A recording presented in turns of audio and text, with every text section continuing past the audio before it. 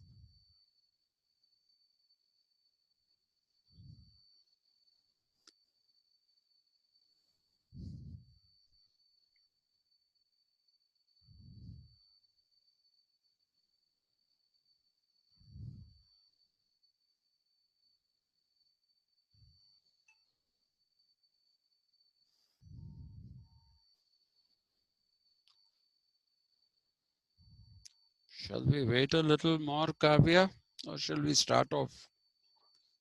We'll wait for 2 more minutes, sir. Okay,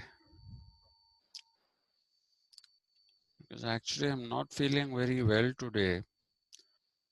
Hmm. Yeah, so it'll probably be a shortish class. Hmm. Um, I always say that, but once I get talking, I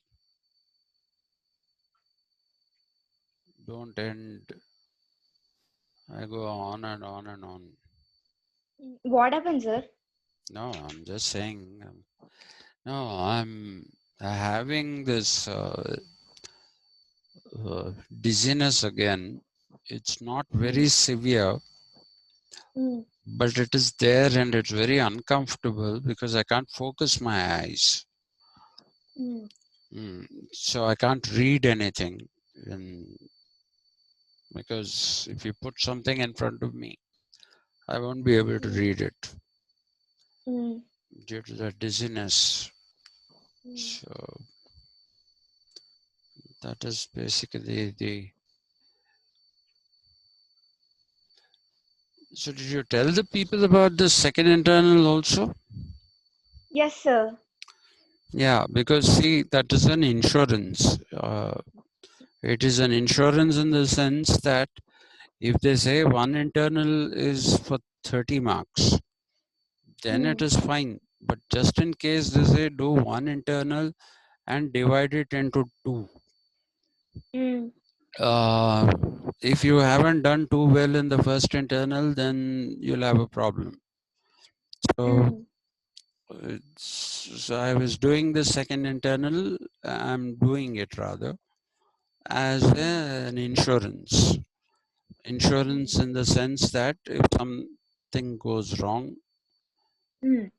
then uh, we have something to fall back on. And apart from Yes, that, sir. we don't know. Somebody might say, Hmm. uh, do two internals because originally they said even the third semester only one internal. Hmm. Now they're saying two internals. So you never Good know. afternoon. Good afternoon, Anusha. So that's the reason why I said do two internals. Hmm. Yeah, it won't hurt. It's not so difficult. Hmm. Yes, sir. Mm. So,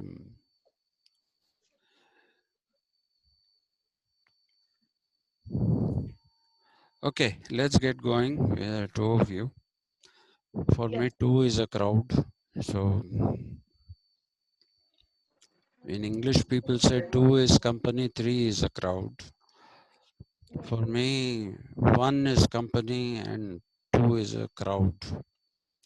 Mm. Okay, so let's just briefly recapitulate what we were saying yesterday.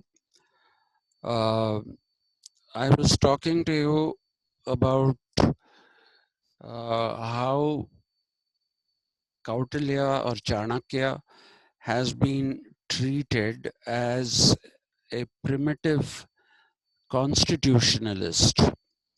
Okay, and that is because of the fact that he put in place a codified system of laws. Okay, he believed, rather, he didn't necessarily put in place those. They are general principles.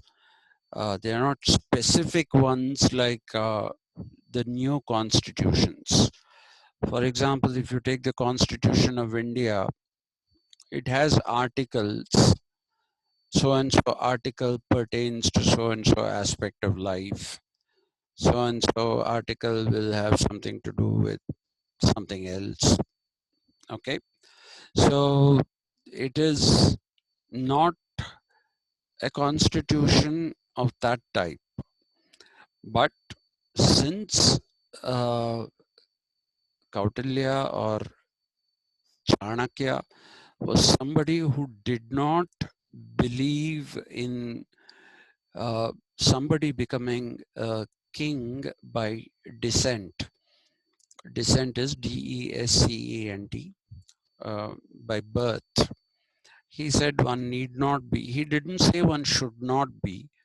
He said if the person has the qualities of a leader, if he has the ability to legitimate himself by ruling in accordance with the likes of the people, then there is no problem.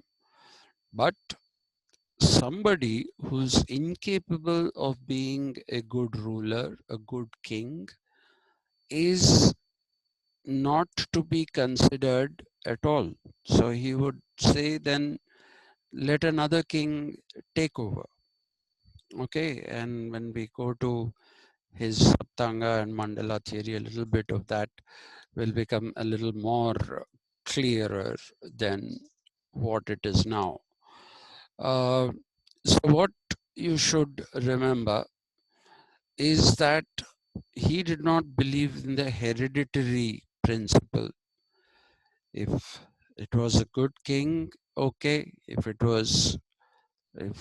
the son of that king doesn't turn out to be a capable person, then another ruler should take over. And that is how he brought Chandragupta Maurya on to the throne of Magadha. Okay, because he believed that none of the sons of uh, Dhanananda, none of them he thought had the capability to be kings. So he made Chandragupta Maurya the king. He made him fight and take over the kingship of uh, the Magadhan Empire, which became Mauryan Empire. And Chandragupta, being a very capable person, also went and conquered a number of territories. So it became a very big empire. And so you see, Kautilya, for all his, um, what should we say, for all his negative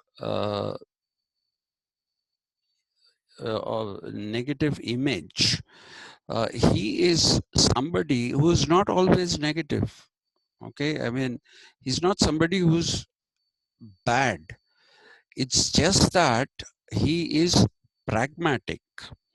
Unlike, say, going by strictly by dharma, okay, and saying that I'll rule only by dharmic means, he says you should rule in such a way that you are a pragmatist. A pragmatist is a practical person, and he believed in practicalities. He did not say rule according to the Dharma Shastras. That is going to come up for discussion now. And what that basically means is that it's going to come up for discussion, and that will become a controversial issue. But he is saying that a ruler, in order to be called a ruler, should rule in accordance with the likes and dislikes of the people. So the principles that he lays down for a systematization of law also by and large follow this particular pattern that he has in mind, and therefore sometimes it does appear as if his it appears as if his reputation, his very bad reputation, is not entirely deserved. One cannot say that it is not deserved at all, because he does say ends justify means. Okay, so there's no doubt about that. But he does seem to be not such a bad person as he's made out to be. I mean, if you are ruling as per the likes and dislikes of the people, uh, that is a pragmatic principle, but it is not necessarily an immoral or an amoral principle. Those who have argued against him have basically said that his emphasis on acceptability to the people is something which one should not condone, because of the fact that most people are uneducated in the Dharma Shastras or the Niti Shastras. Okay, they are uneducated in them, and somebody who's uneducated is perhaps not capable of judging what is appropriate, what is not appropriate, what is righteous, and what is not righteous. Maybe people will not have that capacity. Okay, they probably will not have that capacity. So to say that, you know, you should be acceptable to the people is in itself, he says, rather his critics say, not such a wonderful principle. Okay, and quite a few say that this is also an interpolation that has come in later. It has something to do with, you know, the idea of democracy that became worldwide thanks to colonialism. So somebody might have interpolated it, but well, we don't know. Like I said, there are 50 fragments of it. Which of that is correct? Which of that is not correct? It is all in the realm of guessing. Okay, uh, so we will take it as it's not really a bad thing to say that you should rule according to the likes and dislikes of the people. I will further elaborate on this when it comes to some of the principles that he lays down. So when he talked about codification of law, the codification, like I told you, is not the modern codification. So let's not perhaps go on about codification. We shall let us say that he systematized principles of law. Okay, and he believed that a king should rule according to these systematized principles of law. So what he was trying to do was that he was trying to make sure that a king does not become arbitrary in the way in which he rules. He is in some way or the other. He is in he is in some way or the other. He is uh, bound by some kind of laws. Okay, however primitive that they may be, he's bound by laws. He cannot become authoritarian. He cannot become arbitrary. So that is what we have to understand. Now, when he talks about these systematized principles of law, there are three of them. Okay, the three principles in the first two, there are no sub principles, but in the third principle, there are four sub principles. So let's get to the first principle. The first principle for him is vitta. Okay, I told you vitta is finance. It can also mean economy. So for him, the first system of law, or rather the first principle of a systematized law, is that which pertains to vitta. Why? Because this, he believes, is something that should prevent the king from being arbitrary in tax collections, arbitrary in his own spending of the money. Okay, because uh, Chanakya or Kautilya is quite clear on the limits of taxation, especially during uh, bad uh, monsoons or bad weather, whether it is flood or famine, especially at those times. He says that a king should be uh, kind on his subjects and should not tax them indiscriminately. Okay, so he says, bring down the taxes at a time when things are not favorable to favorable for good agriculture. Please remember that when we are talking about Chanakyan times, the only kind of economy that existed is agriculture. Okay, so agriculture, incidentally, is not just uh, crops, but it is also livestock.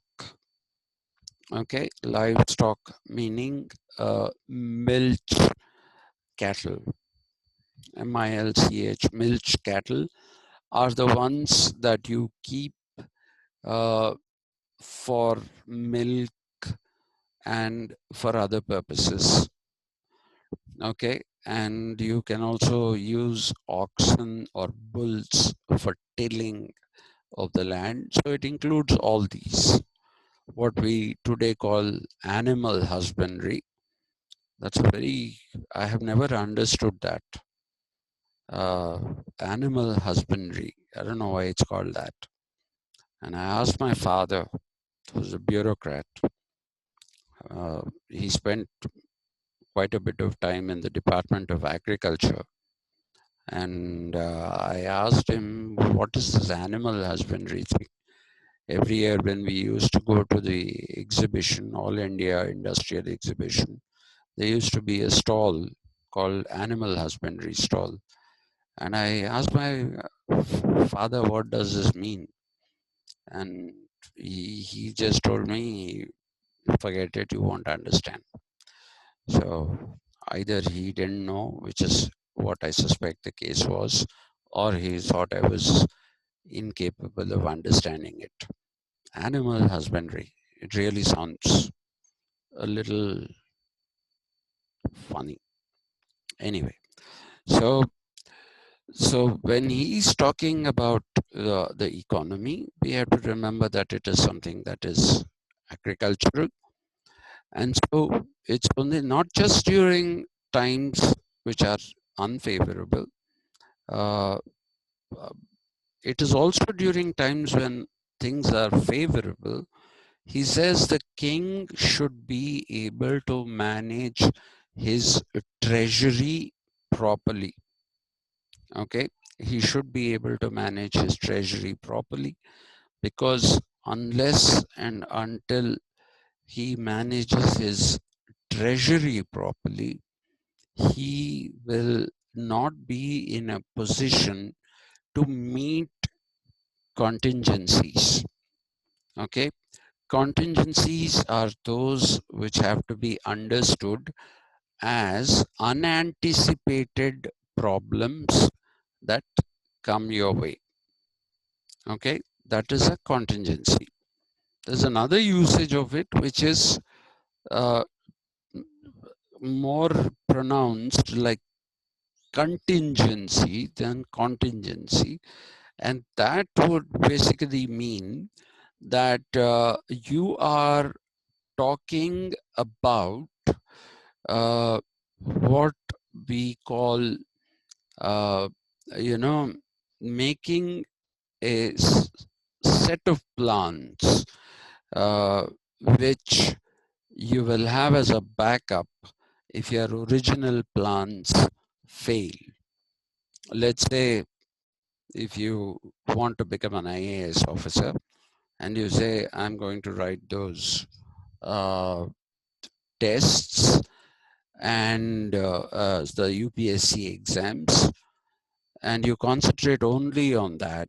And if you don't get into IAS or any of the central services, then what do?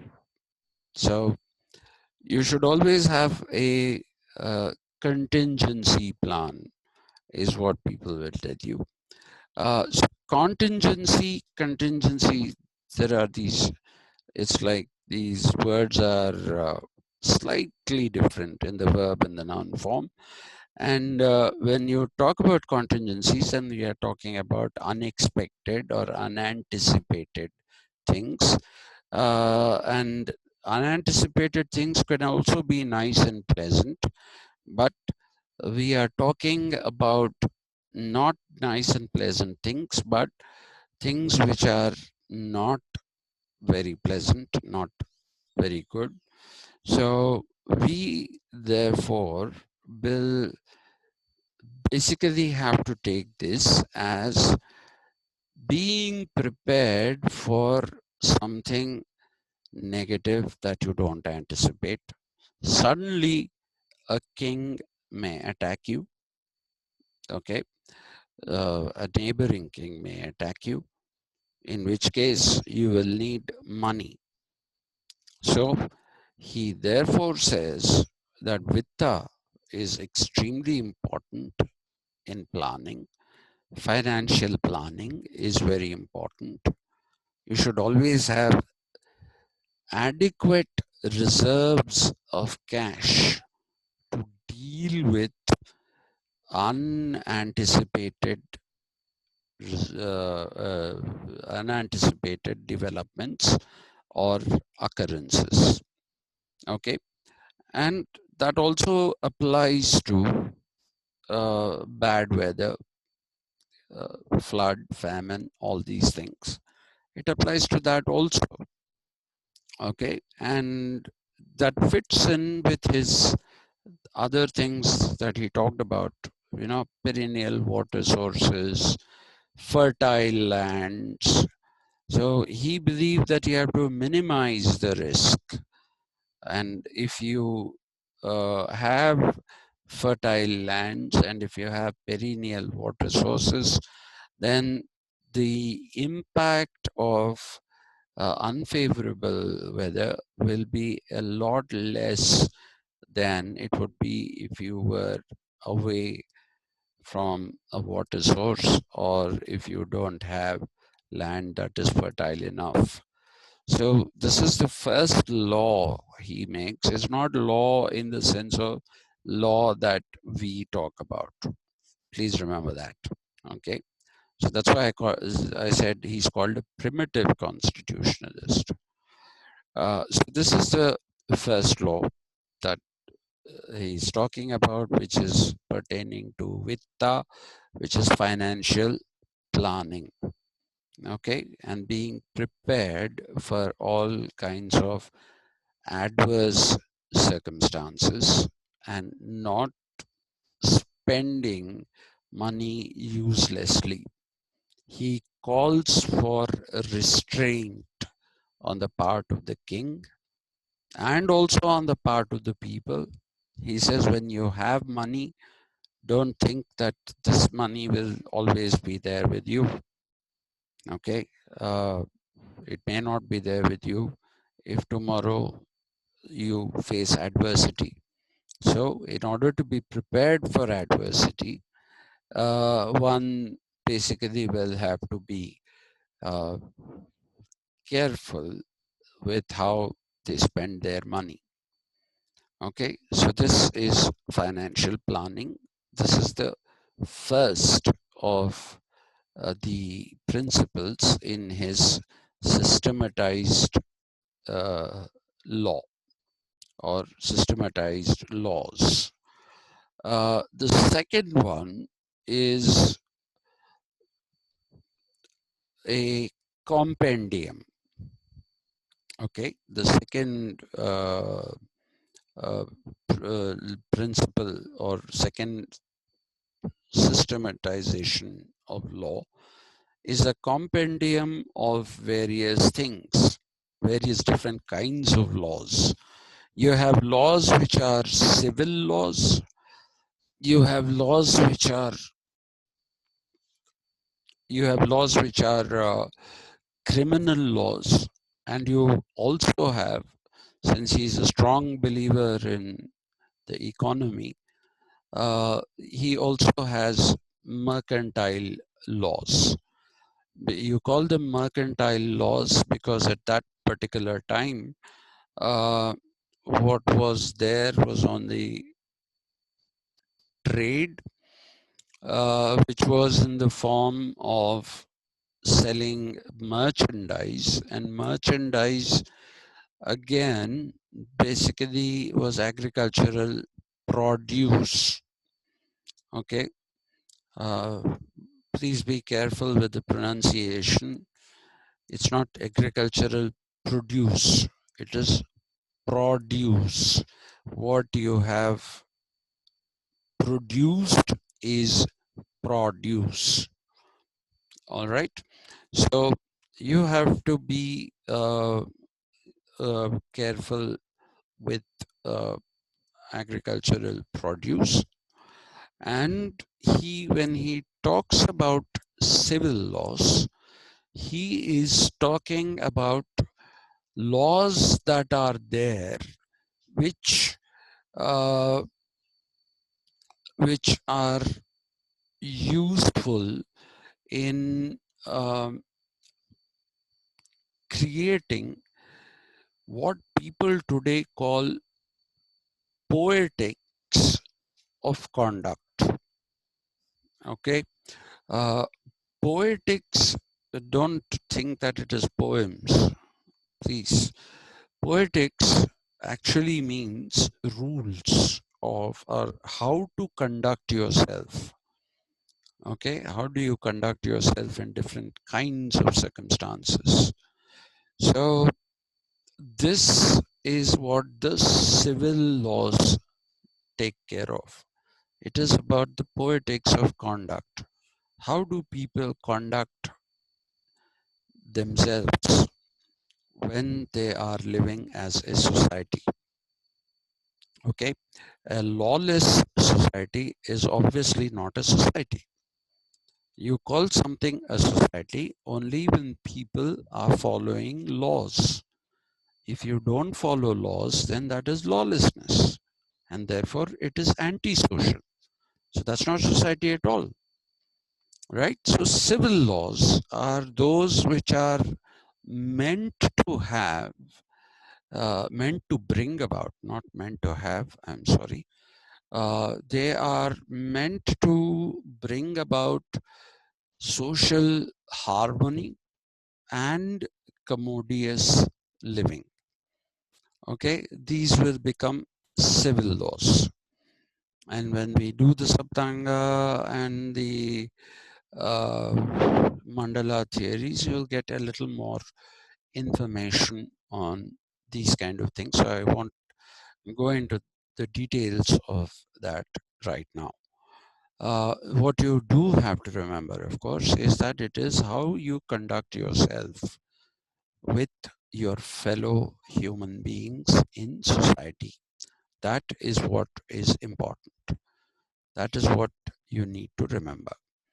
Now, then the second set of laws are those which deal with criminals. Okay, that is a criminal law procedure. Okay, and Kautilya was somebody who believed in punishments. Okay, he believed that punishments have to be extremely uh, well defined, and they have to be implemented without any uh, hesitation, and they should be uniformly implemented, irrespective of their uh,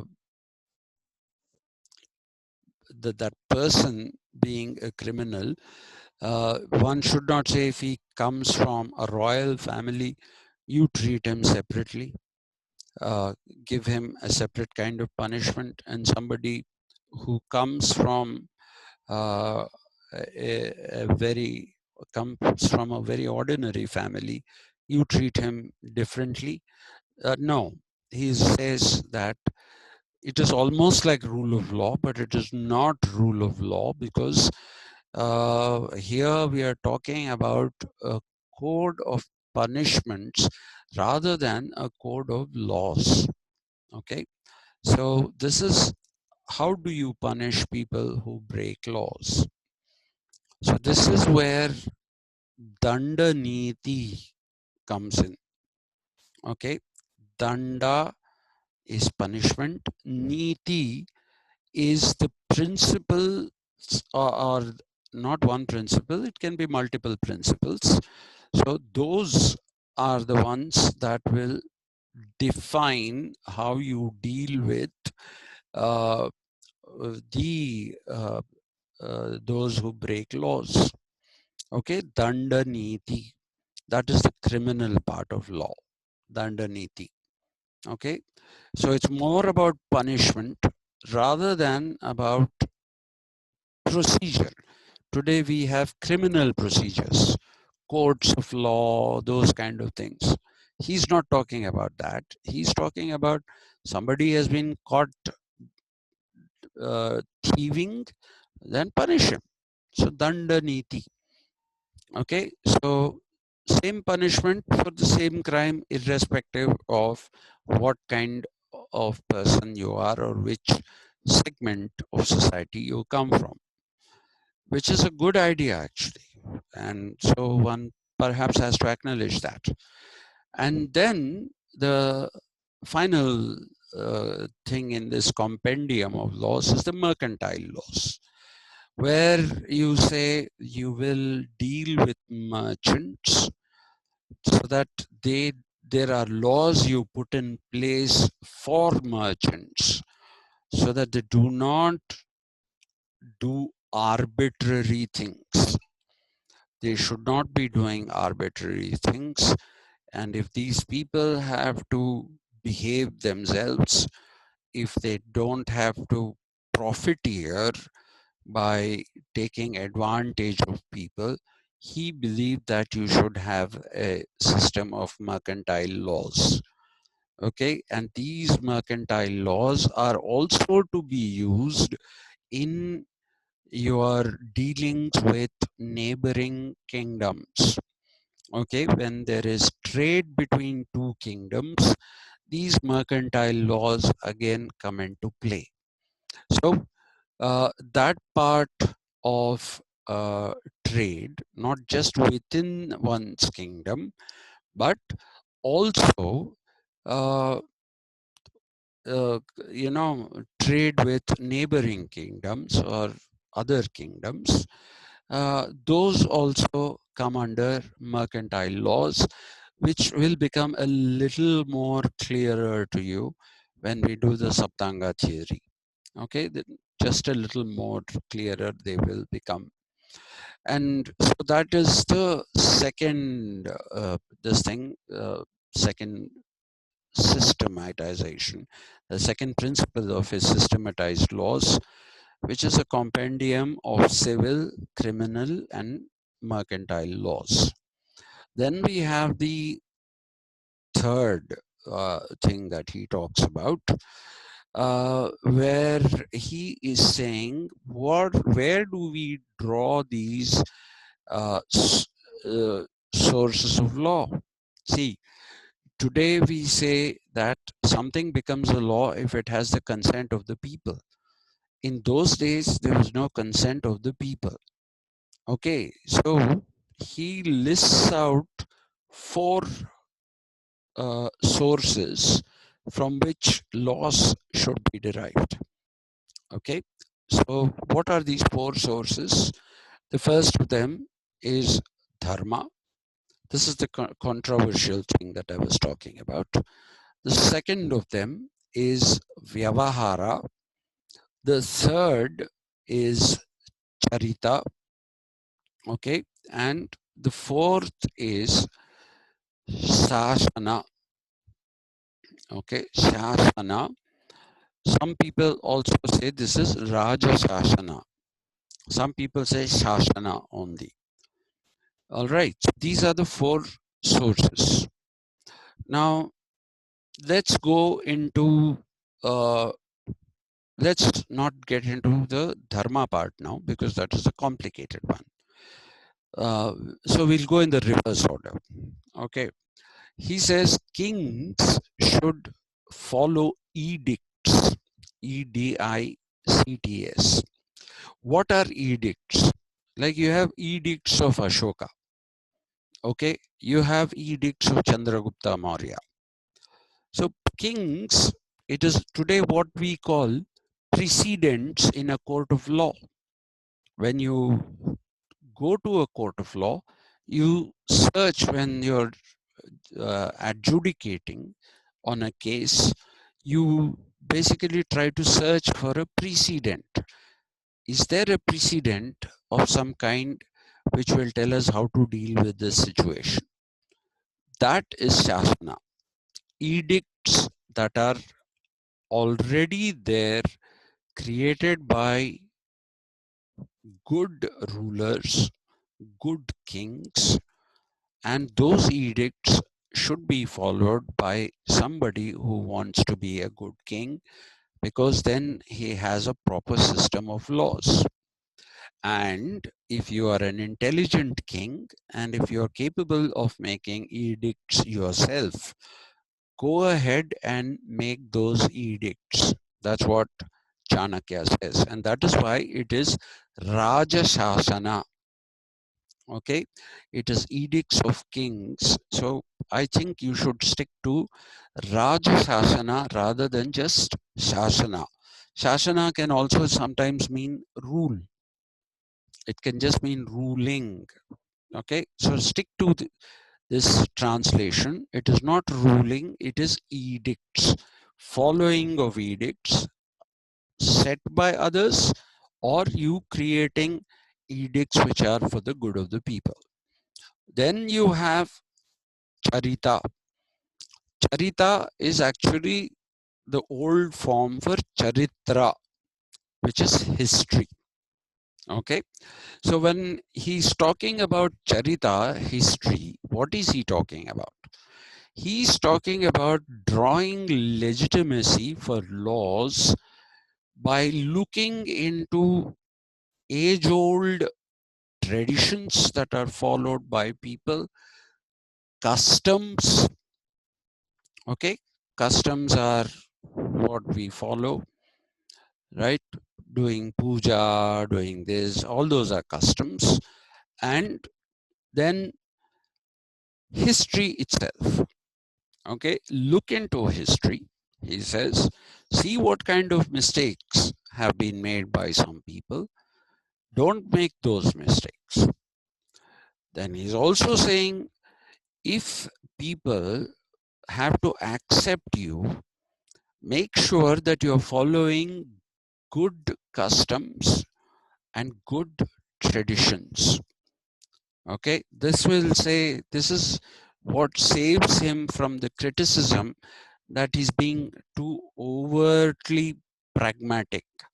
No, because when you follow a custom or when you follow a tradition, like for example, in India, we have a tradition of leaving our footwear at the door of the house that we are entering. Why do we do that? Because we don't want to take the dirt that comes with our footwear into the house of those whom you're visiting. So that is a tradition. It's a good tradition. It's a good tradition to follow. Okay. So that is what he means by traditions. What are customs? Customs are, for example, in some households, people did not eat in his time. People did not eat before giving alms, ALMS, which is to bhikkhus. Okay, bhikkhus are, they can be people who are Brahmins who have become mendicants. They can be Buddhists. They can be Jains. So these bhikkhus, give them alms, and only then people eat. So this is one custom that I can talk about as an example. And he says, therefore, follow these customs as well, right? So this takes care of two of those. I'm now going in the reverse anyway. I'm very sorry about going in the reverse. Then the third thing that he's talking about is vyavahara. Vyavahara is that which refers to your daily conduct. Okay, when you talk about a language, for instance, you talk about it as Grandhika Bhasha and you talk about it as Vyavaharika Bhasha. Grandhika